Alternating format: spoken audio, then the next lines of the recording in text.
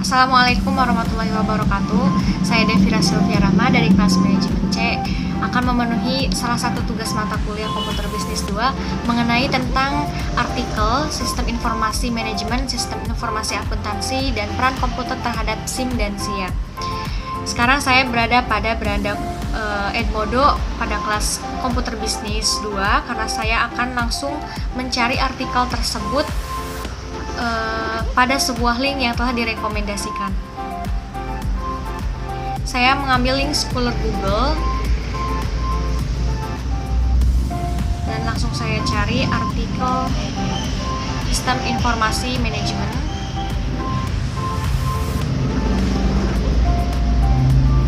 Akan saya langsung download PDF-nya karena supaya lebih langsung tersave pada dokumen saya tentang perancangan sistem informasi manajemen pelayanan anggota jemaat baptisan dan pernikahan berbasis web.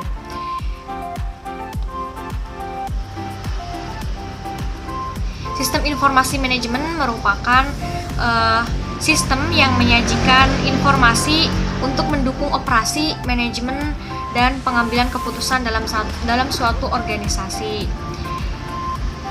Terdapat teknik pengumpulan datanya yaitu observasi, wawancara, dan studi literatur. Selain itu terdapat juga bagan yang disajikan dalam artikel ini, dan terdapat sebuah mind mapping yang menggambarkan bahwa sistem informasi manajemen ini sangat membantu dalam hal pendataan. Terdapat bagan-bagan yang tersusun juga. Di sini ada salah satunya ada bagian-bagian admin, warta jemaat, pelayanan, nikah, artikel, dan lain sebagainya. Dalam hasil pembahasan pada artikel ini, sistem penelitian ini menghasilkan sebuah pelayanan administrasi data jemaat dan data gereja serta manajemen pelayanan pendaftaran anggota. Di sini ada pula form pendaftarannya, grafik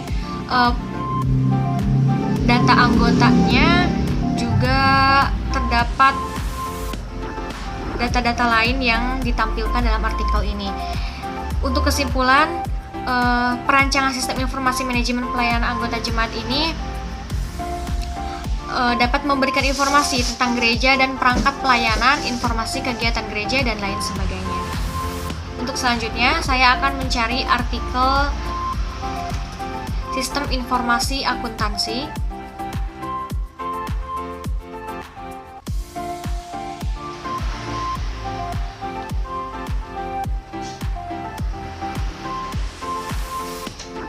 Langsung saya download juga PDF-nya untuk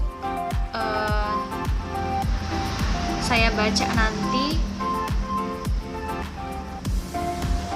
Sistem informasi akuntansi tentang penerimaan dan pengeluaran kas untuk perencanaan dan pengendalian keuangan pada organisasi nirlaba keagamaan. Sistem informasi akuntansi ini merupakan sistem yang mengumpulkan dan memproses transaksi-transaksi data dan menyampaikan informasi keuangan kepada pihak-pihak tertentu. Di sini terdapat pula unsur-unsur sistem informasi akuntansi, ada pula prinsip-prinsip sistem informasi akuntansi, dan ada pula deskripsi kas yang merupakan unsur aktiva yang paling penting terhadap keorganisasian ini. Selanjutnya ada pula tujuan, prosedur organisasi nirlaba keagamaan gereja, laporan akuntansinya juga ada, dan penelitian terdahulunya pun juga ada. Dalam sistem informasi akuntansi ini, peneliti mendapatkan suatu hasil yaitu masih menggunakan sistem manual dengan mengatur penerimaan dan pengeluaran kas.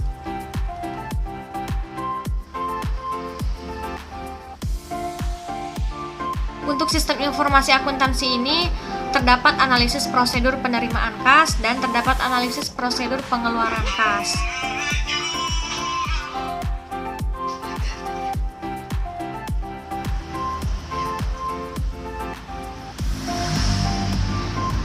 dapat disimpulkan bahwa jemaat GMIM Nafiri masih menggunakan sistem manual yang memiliki kelemahan pada pemisahan tugas antara pencatatan dan penyimpanan kas, tetapi sistem informasi akuntansi penerimaan dan pengeluaran kas dalam rangka perencanaan dan pengendalian keuangan pada jemaat GMIM Nafiri dapat dikatakan telah berjalan efektif. Untuk sistem informasi. Selanjutnya, peran komputer, artikel peran komputer pada SIM dan SIA.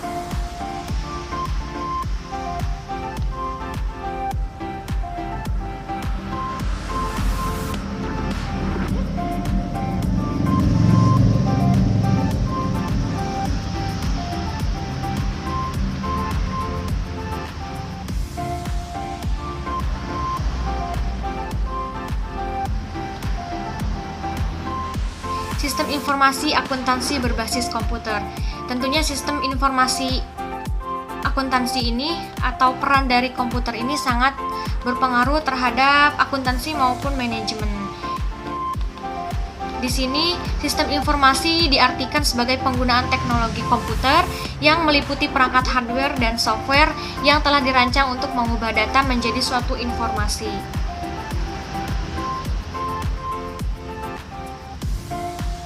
Terdapat pula ada input data, proses data, dan output maupun laporannya pada pembahasan sistem informasi kali ini.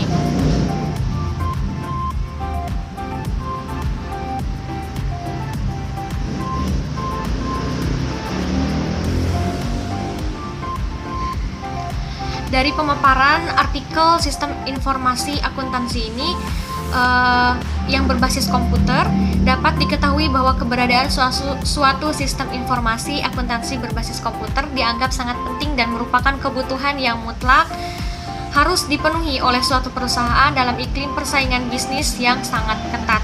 Selain dari sistem informasi akuntansi, juga sangat membantu dalam hal sistem informasi manajemen dalam pembuatan bagan, pembuatan data-data, grafik, dan sebagainya. Selain itu, perkembangan zaman dan teknologi masa kini, sistem informasi berbasis manual atau tradisional sudah mulai ditinggalkan. Perusahaan sudah mulai beralih pada teknologi yang semakin canggih dan semakin modern, yaitu sistem informasi akuntansi, sistem informasi manajemen ini sangat dikaitkan pada komputer, berupa laporan keuangan yang dibutuhkan oleh pihak yang berkepentingan. Sehingga dengan demikian perusahaan menjadi lebih sangat efektif dan efisien dalam rangka mencapai tujuannya. Setelah saya mendownload 3 artikel mengenai sistem informasi akuntansi, sistem informasi manajemen, dan peran komputer terhadap sistem informasi akuntansi dan manajemen, selanjutnya akan saya jelaskan mengenai tentang saham. Mengenai tentang saham, saham itu apa? Saham ini merupakan tanda penyertaan modal seseorang atau pihak atau badan usaha dalam suatu perusahaan dan perseroan terbatas. Nah, dengan menyertakan modal tersebut, pihak tersebut memiliki klaim atas pendapatan perusahaan tersebut. Selanjutnya ada segmen saham berdasarkan perusahaan. Nah, segmen saham ini dibagi menjadi beberapa segmen. Yang pertama ada segmen pasar pada pasar sekunder. Terbagi menjadi 3 bagian nih. Ada pada pasar reguler, transaksi dilakukan dalam suatu lot dalam satuan lot perdagangan. Dalam satuan perdagangan ini satu lot dengan 100 lembar saham perusahaan. Selanjutnya pada pasar tunai, transaksi juga dilakukan dalam satuan lot perdagangan seperti pada pasar reguler. Bedanya transaksi pada pasar tunai hanya berlangsung pada sesi 1 dan penyelesaian transaksinya dilakukan pada hari yang sama. Yang ketiga ada pada pasar negosiasi. Transaksi dilakukan berdasarkan kesepakatan antara pembeli dan penjual. Yang kedua ada mekanisme perdagangan saham. Mekanisme perdagangan saham ini terdapat prioritas harga dan prioritas waktu yang perlu diperhatikan. Untuk harga, prioritas ini diberikan kepada investor dengan penawaran yang lebih baik dibandingkan dengan investor lain. Penawaran yang lebih baik di sini berarti investor itu memberikan penawaran harga lebih tinggi untuk pembelian saham dan penawaran harga yang lebih rendah untuk penjualan saham. Selanjutnya, yang ketiga ada jadwal perdagangan saham. Jadi untuk perdagangan saham di sini dijadwalkan waktunya untuk menjual dan membeli saham tersebut. Yang keempat ada fraksi harga. Fraksi harga di sini membentuk permintaan dan penawaran yang terjadi di pasar, tetapi perubahan harga tersebut harus mengikuti fraksi harga yang telah ditentukan. Yang kelima ada auto rejection.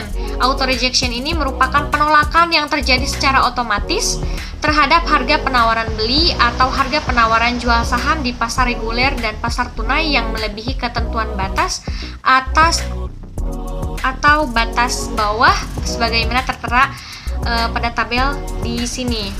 Yaitu ada harga, contohnya harga Rp50 sampai dengan Rp200 ini batas harganya 35 dan batas bawahnya ini 35. Selanjutnya ada biaya transaksi. Biaya transaksi ini karena kita akan berinvestasi pada suatu saham, tidak bisa dilakukan sendiri, makanya kita harus melalui perantara seperti jasa sekuritas, yaitu nantinya akan mengeluarkan biaya transaksi pada jasa tersebut. Selain itu, terdapat pula rumus perhitungan total nilai transaksi pembelian dan total nilai transaksi penjualan pada biaya transaksi ini. Ada laporan keuangan 10 tahun terakhir. Untuk saham ini saya dapatkan dari PT Bursa Efek Indonesia dan anak perusahaan catatan atas laporan keuangan konsolidasi 31 Desember 2010 dan 2009 serta tahun-tahun yang berakhir pada tanggal tersebut. Ada kas dan setara kas. Di sini terdapat pula angkanya berapa.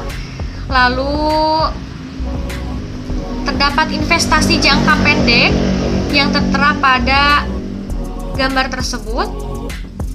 Selain itu ada clearing dan penyelesaian transaksi bursa, lalu laporan piutang usaha, lalu laporan piutang lain-lain, pajak dibayar di muka, uang muka dan biaya dibayar di muka, dana disisihkan untuk cadangan jaminan.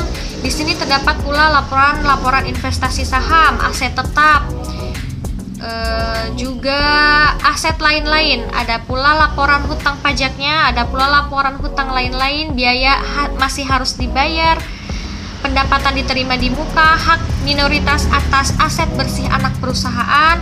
Juga terdapat laporan modal saham dari beberapa PT yang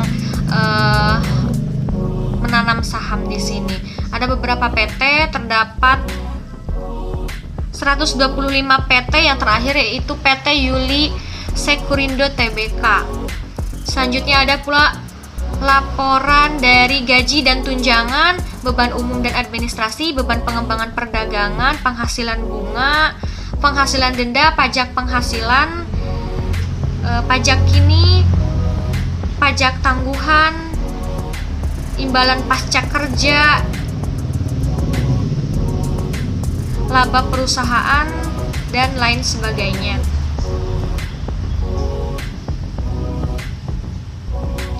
Nah, setelah laporan 10 tahun ke belakang ini, saya akan menjelaskan yang mempengaruhi naik turunnya saham ini terbagi menjadi beberapa poin.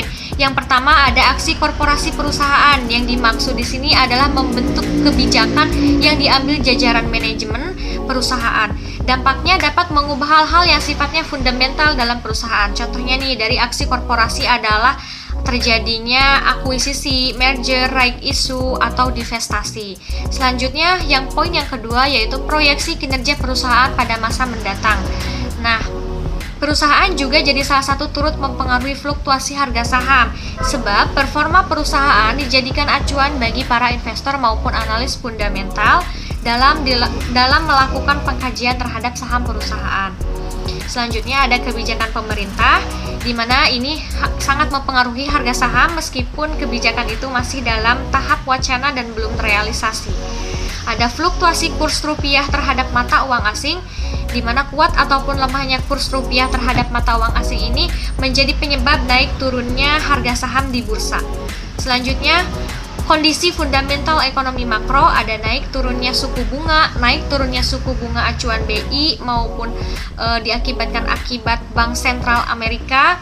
Tingkat inflasi juga termasuk, pengangguran yang tinggi juga dapat menyebabkan hal tersebut.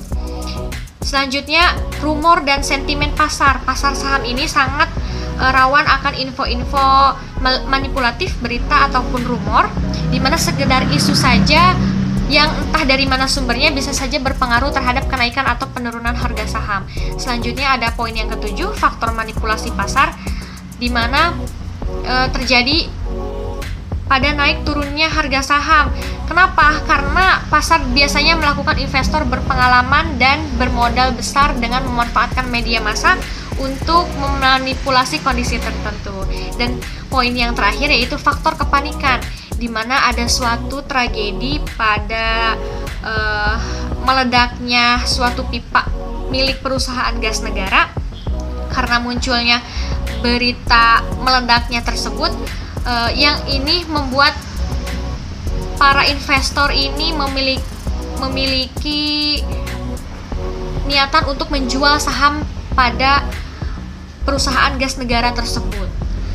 Selanjutnya, jumlah dan daftar saham berdasarkan abjad nih. Terdapat 720 data jumlah dan daftar saham yang saya dapatkan dari PT Bursa Efek.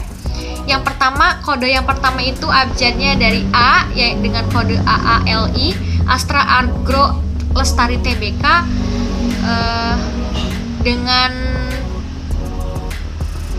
dengan kode yang terakhir pada nomor 720 ini dari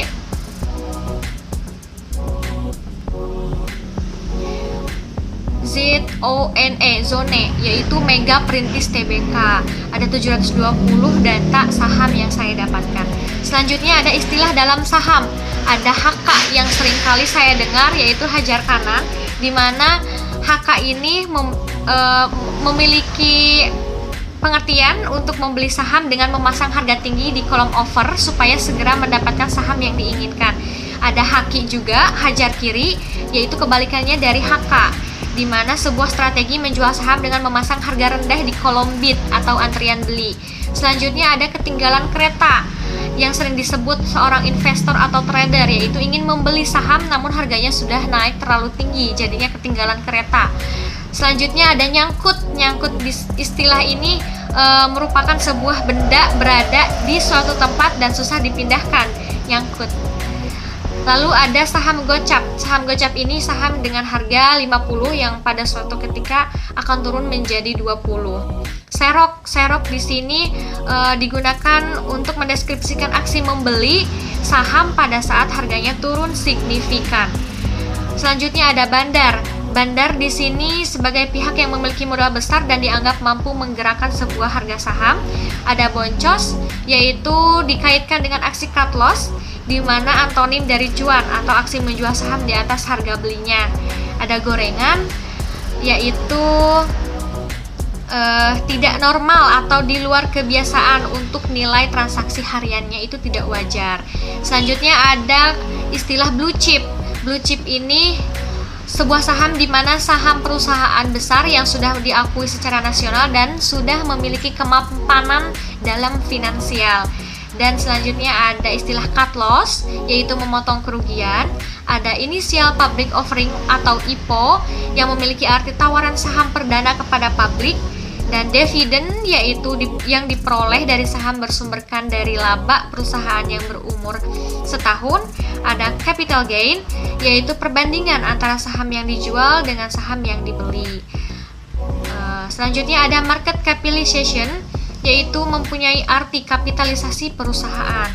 Market cap-nya akan besar jika perusahaan melepas lembar saham dengan jumlah yang banyak serta harga saham yang tinggi.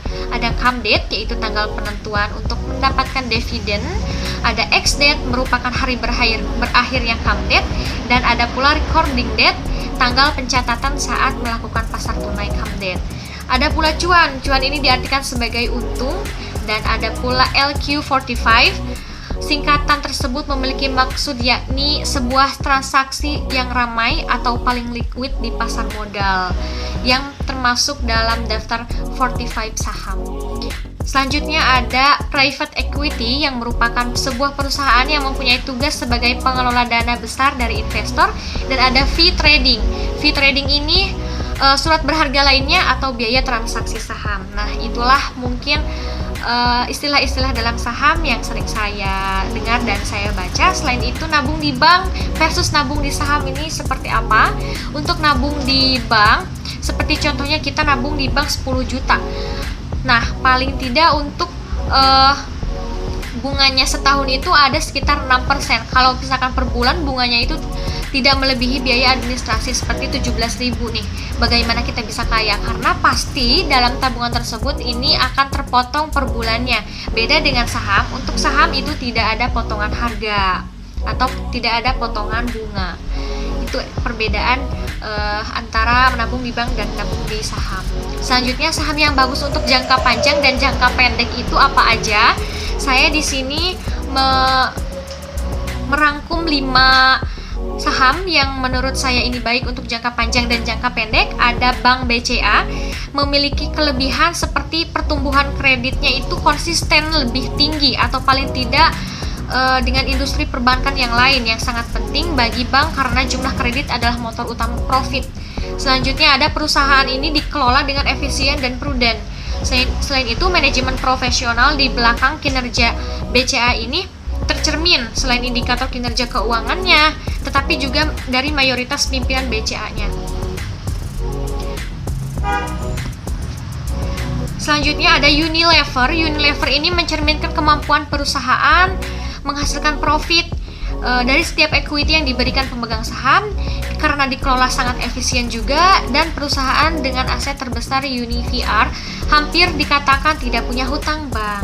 Selain itu, Bank BRI ini mencatat margin keuntungan yang sangat tinggi. Selain itu, manajemen dan pengalaman BRI selama 100 tahun lebih di industri perbankan dengan jaringan pelosok Indonesia. Selain itu ada TLKM Telekomunikasi, secara bisnis Telkom unggul dalam jaringan sampai pelosok dan jumlah pelanggan terbesar. Selain itu rajin membagi dividen kepada pemegang saham dan memiliki profit margin di atas pesaing operator lain. Ada pula ICBP, Indofood CBP sukses makmur. Ini pertumbuhan penghasilan yang diikuti oleh pertumbuhan laba secara konsisten dari tahun ke tahun seiring dengan pertumbuhan pasar. Lalu kemampuan perusahaan menghasilkan laba terhadap modal yang disetor pemegang saham dan rajin membagi dividen kepada pemegang saham juga. Nah, itulah untuk materi saham yang saya rangkum dan saya buatkan PDF-nya. Sekian pemaparan untuk materi saham kali ini. Akan mendownload aplikasi dari trading saham. Yang pertama, saya akan mendownload RTI Business.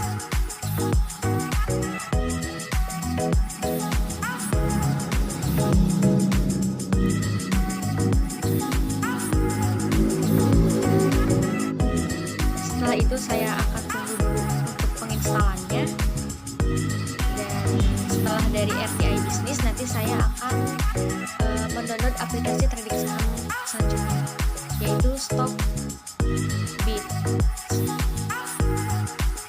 Saya install.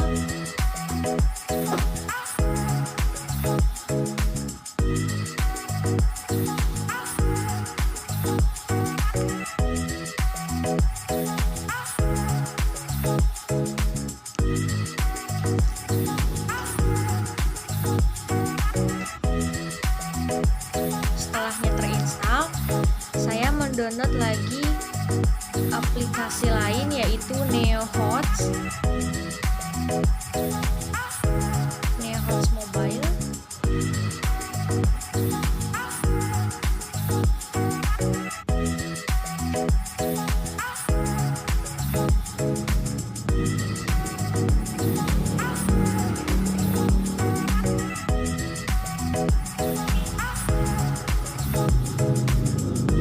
Setelah NeoHots, saya akan download iPodGo. Nah, ini sudah mulai installing untuk iPodGo, dan selanjutnya Rally Mobile.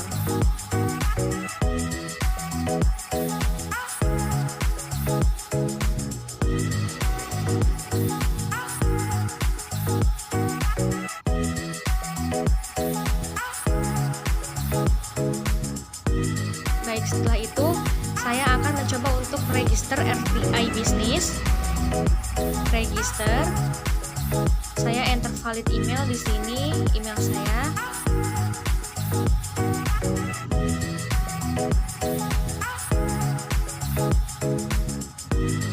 Lalu saya ketik passwordnya.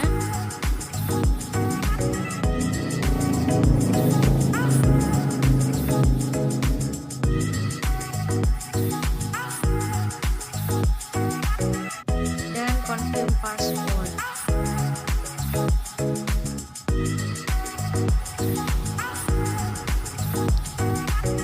Nah, di sini saya akan langsung menulis nomor handphone yang aktif.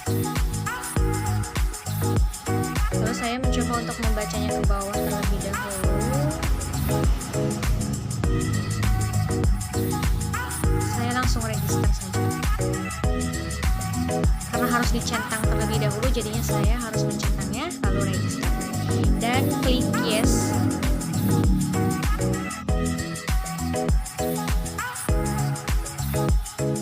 Dan saya screenshot di sini. Itulah mungkin 5 aplikasi trading saham yang saya download.